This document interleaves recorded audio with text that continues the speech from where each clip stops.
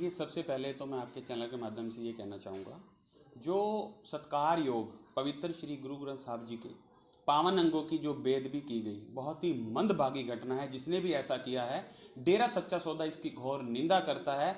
और पंजाब सरकार से हमारा ये रिक्वेस्ट भी है हमारी कि जो भी इसमें असल दोषी हैं, इसकी निष्पक्ष जांच करके असल दोषियों को सामने लाया जाना चाहिए। किसी साजिशवश किसी निर्दोष को इसमें नहीं फंसाया जाना चाहिए, क्योंकि पूज्य गुरु संत गुरमीत राम रहीम सिंह जी इंसा जी द्वारा हमेशा से ही सभी धर्मों का आदर सत्कार किया गया है और ऐसा करने की प्रेरणा दी गई है। तो बेअदबी करना तो बहुत दूर की बात है, ऐसा ख्याल भी उनके मन में नहीं आ सकता।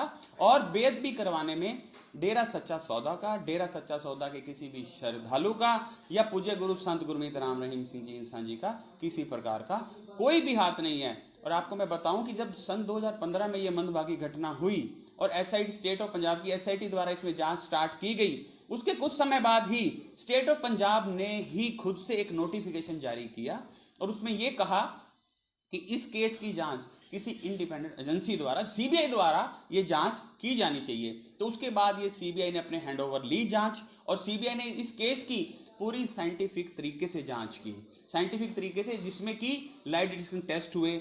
और जो पोस्टरों की बात हो रही है कि उस पर हैंडराइटिंग थी, लिखा गया था, उस हैंडराइटिंग की भी हैंडराइटिंग एक्सपर्ट से सीबीआई ने जांच करवाई।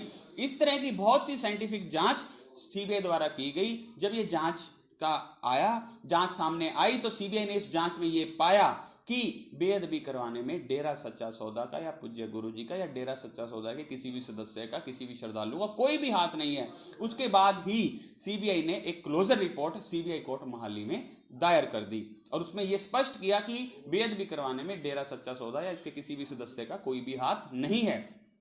जैसे ही स्टेट ऑफ पंजाब को यह पता लगा कि सीबीआई ने इसकी सत्यता पर जांच, साइंटिफिक इन्वेस्टिगेशन करके और सच्चाई सामने ले आई है, तो स्टेट ऑफ पंजाब ने दोबारा से एक नोटिफिकेशन जारी किया और एक झूठ का पुलिंदा तैयार करने के लिए उस केस को वापस अपने पास ले लिया, जो कि नहीं लिया जा सकता था। उसके बाद पूज्य गुरु जी द्वारा माननीय हाई कोर्ट में एक याचिका दायर की गई और हाई कोर्ट के समक्ष सभी तथ्यों को रखा गया। सारे तथ्यों को सुनने के पश्चात माननीय हाई कोर्ट ने इसमें नीचे जो ट्रायल में केस चल रहे थे उस पर पूर्णतः रोक लगा दी थी और इसी ऑर्डर को लेके स्टेट ऑफ पंजाब माननीय सुप्रीम कोर्ट पहुंची है। और यहां तक कि सुप्रीम कोर्ट के समक्ष भी याचिका में भी उन्होंने अपने तथ्यों को छुपाया है, जो और माननीय सुप्रीम कोर्ट के समक्ष एक तरफा बात को रखा है और अभी हमें सुप्रीम कोर्ट में सुना नहीं गया है। और सुप्रीम कोर्ट ने ये सब सुनने के बाद हमें नोटिस जारी कर 4 हफ्तों के अंदर जवाब मांगा है, जवाब देने के लिए कहा है और हम बहुत ही जल्द माननीय सुप्रीम कोर्ट के समक्ष सभी तथ्यों के साथ एक जवाब दायर करने जा रहे हैं। और हमें पूर्णतः विश्वास है जब सुप्रीम कोर्ट में हमारी सुनवाई होगी, हम सभी तथ्य, पूरी सच्चाई सुप्रीम कोर्ट के समक्ष रखेंगे तो हमें सुप्रीम कोर्ट से जरूर न्याय मिलेगा। आपको क्या लग रहा है ये साजिश की तहत ये सारा हो रहा है? जी जी बिल्कुल बिल्कुल, मैंने आपको बताया कि पूज्य गुरु जी ने तो कभी सोचा भी नहीं है ऐसा करने का, तो सोच भी इनके मन में नहीं आई तो करना तो बहुत ही दूर की बात है। यहां तक कि 7 करोड़ की संगत के बीच में पूज्य गुरु जी ने एक बार, हमें ध्यान है कि पूज्य गुरु जी ने फरमाया था कि बेटा आप कहीं जा रहे होते हो, रास्ते में कहीं भी आपको पवित्र धार्मिक स्थल दिखते हैं, आपने झुक के नमन करना है, झुक के सजदा करना है, दिल से सजदा करना है हमारे पवित्र धर्मों को। तो ऐसा कैसे हो सकता है किसी धर्म की बेअदबी की सोच भी पूज्य गुरु जी के दिल में आए। और सन 1948 से लेके आज तक डेरा सच्चा सौदा की जो स्थापना है 1948 में हुई है, जब से लेके आज तक लाखों सत्संग आप YouTube पे सुन सकते हैं, पूज्य गुरु जी के ऑनलाइन पढ़े हैं, कोई भी सुन सकता है, उन सत्संग को सुन के देख लीजिए। जब से लेकर आज तक लाखों सत्संग हुए हैं कि पूज्य गुरु जी ने अगर एक अपशब्द भी किसी धर्म के खिलाफ, तो छोड़ो किसी आम बंदे के भी खिलाफ बोला हो, ये तो हमारे पवित्र धार्मिक ग्रंथ हैं। ये जो 3 FIR हुई थी, क्या FIR थी और क्या क्या इसमें लिखा गया?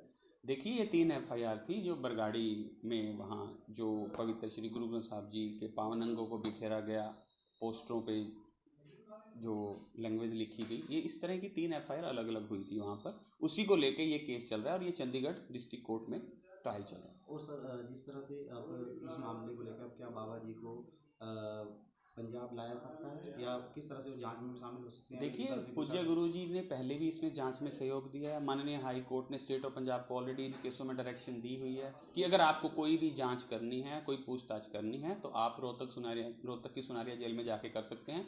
और स्टेट ऑफ पंजाब की SIT पहले भी जांच करके गई है, पूज्य गुरु जी ने पहले भी पूरा सहयोग किया है। अगर इन फ्यूचर भी अगर कुछ लगता है स्टेट ऑफ पंजाब की एसआईटी को कि अगर उन्होंने कुछ पूछताछ करनी है, तो पूज्य गुरु जी पूरा जांच में सहयोग पहले भी दिया और हम आगे भी तैयार हैं। लेकिन हमारी बार बार आपसे कहना यही है कि किसी साजिश के तहत निर्दोषों को इसमें ना फंसाएं। जो असल दोषी हैं उनको सामने लाया जाना चाहिए। ये सिर्फ पंजाब ही नहीं, पूरे विश्व के लोगों की इससे भावनाएं आहत हुई हैं, हमारी भी आहत हुई हैं। तो ये सच्चाई सामने आनी बहुत जरूरी है, असल दोषी सामने आए, ना कि साजिशवश निर्दोषों को इसमें फंसाया जाना चाहिए।